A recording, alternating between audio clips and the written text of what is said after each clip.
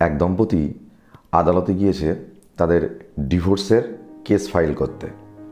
এখন সেই ডিভোর্সের শুনানিতে বিচারকের সামনেই যখন দুজনকে হাজির করা হলো, কাঠগড়ায় দাঁড়িয়ে দুজন দুজনের সম্পর্কে বিভিন্ন রকম অভিযোগ করতে লাগলো। ভদ্রমহিলার আইনজীবী চেষ্টা করলো তার হাজব্যান্ডকে ভুল প্রমাণ করার, আর ভদ্রলোকের যিনি আইনজীবী ছিলেন তিনিও একইভাবেই সেই ভদ্রমহিলার কী দোষ কী সমস্যা সেগুলো তুলে ধরার চেষ্টা করলেন। এবং সেখানেই হাজির ছিলেন দুই পক্ষেরই বাড়ির লোকজন। এরপর শেষবারের জন্য যখন হাজব্যান্ড এবং ওয়াইফকে দুজনকেই বিচারক জিজ্ঞাসা করলেন যে আপনারা ডিভোর্সের জন্য তো ফাইল করেছেন কেস, আমি ডিভোর্সটা অ্যাপ্রুভ করে দিচ্ছি। তবে তিনি সেই অ্যাপ্রুভাল সাইন করার আগে দুজনকেই কিছু কথা বললেন।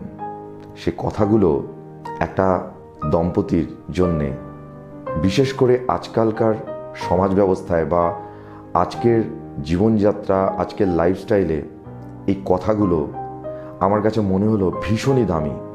যে কথাগুলো একটা সম্পর্ককে ভাঙার হাত থেকে হয়তো সুন্দর করে গড়ে তুলতে অনেক সাহায্য করতে পারে। তো সেই বিচারক যে কথাগুলো তাদের দুজনকে বললেন, সেই কথাগুলোই হলো আজকে আমার ভিডিওর বিষয়বস্তু।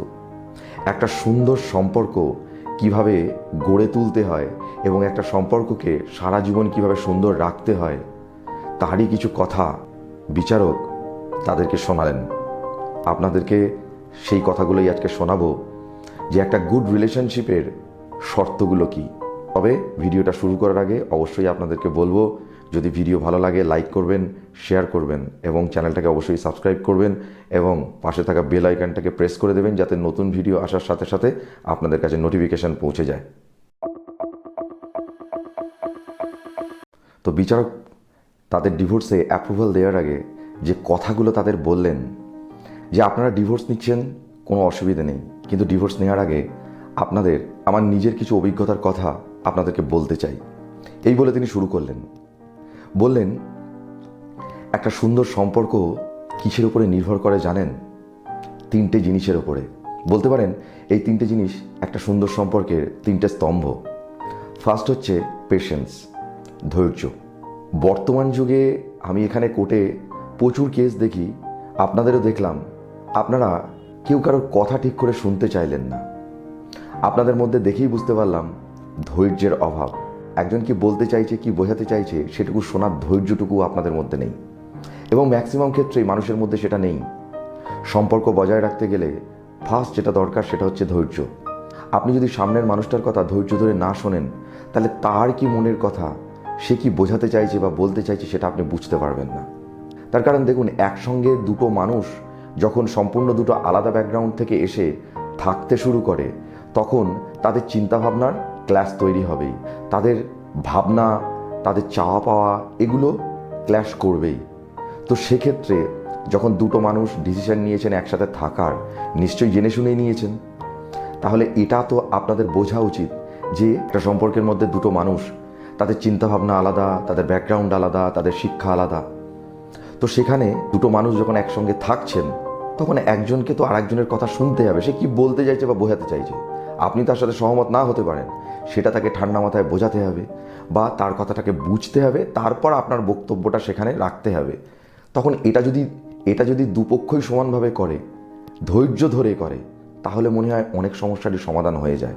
কিন্তু বর্তমান যুগে তো সেটা নেই। তার কারণ এই পরকীয়া, এই ডিভোর্সের যুগে কারোর এটুকু ধৈর্যও নেই যে দুজন দুজনের কথা শুনবে। তার কারণ আমাদের সবচেয়ে বড় সমস্যা হচ্ছে আমরা প্রত্যেকেই সেলফ সেন্টার্ড, আমাদের নিজস্ব ইগো আছে। আমি এতটা শিক্ষিত, আমি এতটা জানি, আমি ওর কথা কেন শুনবো? এটাই তো সমস্যা হয়ে যায়। এইখানটাতে ধৈর্যটা বজায় রাখার দরকার। এই জায়গায় ধৈর্য বজায় রাখলে দেখবেন অনেক সমস্যার সমাধান হয়ে যায়। এই সম্পর্কটাকে সুন্দর করতে গেলে যে 2 নম্বর শর্তটা লাগে সেটা হলো ম্যাচিউরিটি। আমরা ম্যাচিওর হওয়ার সত্ত্বেও যখন দুটো মানুষ যখন একসাথে থাকতে শুরু করছি, তাহলে নিশ্চয়ই দুজন ম্যাচিওর, দুজনেই অ্যাডাল্ট। তাহলে আমরা পড়াশুনো যেহেতু করেছি, শিক্ষিত, বাইরে মিশেছি, আমাদের নিজস্ব একটা ফ্যামিলির কালচার আছে, তাহলে আমাদের এটা বোঝা উচিত যে কোন জায়গায় আমার কথা বলা উচিত আর কোন জায়গায় কথা বলা উচিত না, কোন জায়গায় আমাদের নত হওয়া উচিত আর কোন জায়গায় আমাদের পয়েন্টটা যদি যুক্তিযুক্ত হয় সেখানে আমাদের স্ট্রং পয়েন্ট অফ ভিউ বজায় রেখে সেখানে স্ট্রং থাকা, এটা আমরা চিন্তা করি না। এটা একটা ম্যাচিওর মানুষের কিন্তু মেন বৈশিষ্ট্য। যে ম্যাচিওর হয় সে সম্পর্কের মূল্য জানে, আর যে সম্পর্কের মূল্য জানে সে জানে যে আমায় কোথায় কোন কথা বলা উচিত আর কোথায় কোন কোন কথা বলা উচিত না। তার কারণ যখন দেখবেন একটা সম্পর্কের মধ্যে দুজন মানুষের মধ্যে কোনো ঝামেলা হচ্ছে বা কোনো একটা ব্যাপার নিয়ে তর্ক বিতর্ক শুরু হয়েছে, তখন যে ম্যাচিওর হবে সে কিন্তু জায়গা বুঝে এবং স্থান কাল পাত্র বুঝে নিজের বক্তব্য রাখবে। সে কিন্তু বেফাঁস মন্তব্য করবে না। সে কিন্তু তার ইগোটাকে সাইডে রেখে যেটা যুক্তিযুক্ত কথা, যেটা ঠিক কথা, সেটাই কিন্তু বলবে। অনেক সময় হয় আমরা হয়তো একটা কথা বলছি যেটার আমার যুক্তি আছে, আমি ভালোভাবেই বলছি, কিন্তু সামনের মানুষটা সেটা বুঝতে পারছে না বা বোঝার চেষ্টা করছে না। কিন্তু আমি জানি বা সেই সামনের মানুষটাও হয়তো জানে যে আপনি যেটা বলছেন সেই পয়েন্টের একটা যুক্তি আছে। সামনের মানুষটা সেটা জানার পরেও সেটাকে অস্বীকার যাচ্ছে বা সেটাকে মানতে চাইছে না। আপনি সেই পয়েন্টটাতে স্ট্রং থাকুন। আবার হয়তো এমন কিছু ঘটনা ঘটলো দুজনের মধ্যে যে একটা সামান্য ভুল বোঝাবুঝি, সেই জায়গাটাতে হয়তো যদি একটু নত হয়ে যাই, সামনের মানুষটার সাথে আমার ঝামেলা মিটিয়ে নিতে পারি। আমরা সেটা করি না।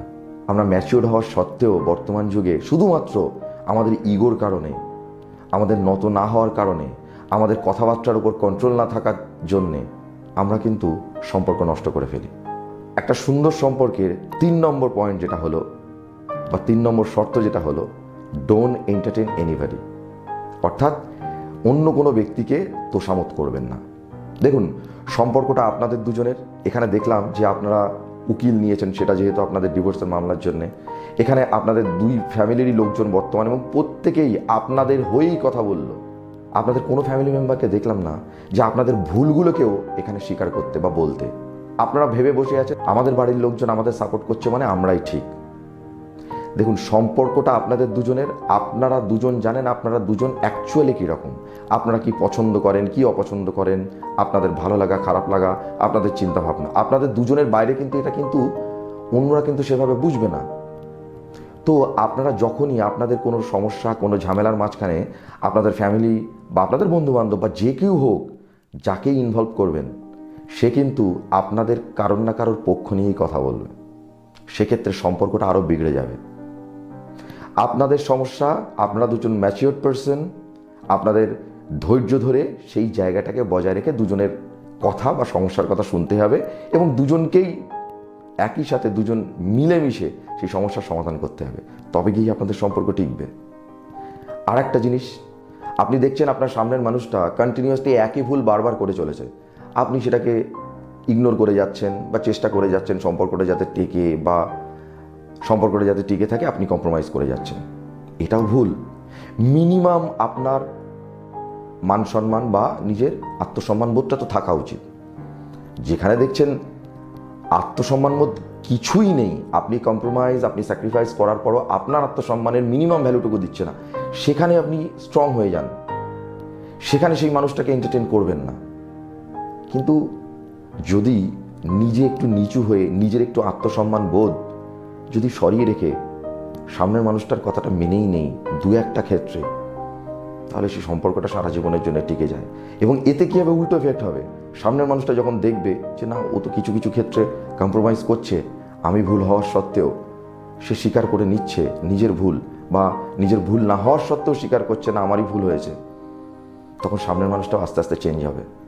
যদিও অনেক ক্ষেত্রেই দেখা যায় যে তারা চেঞ্জ হয় না, তারা ইচ্ছা করে আরও বেশি করেই তার উপরে প্রেশার ক্রিয়েট করার চেষ্টা করে, তাকে ভুল প্রমাণ করার চেষ্টা করে। সেরম জায়গায়, সেই টক্সিক জায়গায় থাকার কোনো মানে হয় না। সেই জন্যে এন্টারটেইন করবেন না, সেই আউটসাইডার হোক বা নিজের সম্পর্কে হোক, যে অতিরিক্ত এন্টারটেইন করবেন না। একটু নিচু হলেই বা নত হতে পারলেই সম্পর্কটা টিকে যায়, কিন্তু সেটা সারা জীবন একই রকমভাবে চলবে না। এই জিনিসগুলোকে যদি আমরা একটু খেয়াল রাখি, তাহলে অনেক ভেঙে যাওয়া সম্পর্ক বা সবে ভাঙতে চলেছে সম্পর্ক, এমন সম্পর্কগুলো সুন্দরভাবে আবার তৈরি হয়ে যায়, ঠিক হয়ে যায়। এটা বর্তমান যুগের ছেলেমেয়েরা বা আমরা কেউ বোঝার চেষ্টা করি না। একটা সত্যি কথা বলতে এটা যে সম্পর্ক সুন্দর করতে গেলে ধৈর্য ধরতে হয়, ম্যাচিওর পার্সনের মতো ডিসিশন নিতে হয় এবং জায়গা বুঝে, পরিস্থিতি বুঝে কিছু কিছু সময় নিজের চিন্তাভাবনাকে বা নিজের পয়েন্ট অফ ভিউকে একটু দূরে সরিয়ে রাখতে হয়। যদি সামনের সেই ব্যক্তির পয়েন্ট অফ ভিউ আপনার পয়েন্ট অফ ভিউ থেকে বেশি যুক্তিযুক্ত হয়, নিজের ইগো সরিয়ে রাখতে হয়, তবেই গিয়ে একটা সুন্দর সম্পর্ক আরও সুন্দর হয়। যাই হোক, ভিডিওটা কেমন লাগলো অবশ্যই কমেন্ট করে জানাবেন। ভালো লাগলে লাইক করুন, শেয়ার করুন এবং চ্যানেলটাকে অবশ্যই সাবস্ক্রাইব করুন। নতুন ভিডিও নোটিফিকেশনের জন্য অবশ্যই পাশে থাকা বেল আইকনটা প্রেস করে দিন। আজকের মতো বিদায় নিচ্ছি। আগামী দিনে নতুন ভিডিও নিয়ে আবার আপনাদের সামনে হাজির হব। সবাই সুস্থ থাকবেন, ভালো থাকবেন।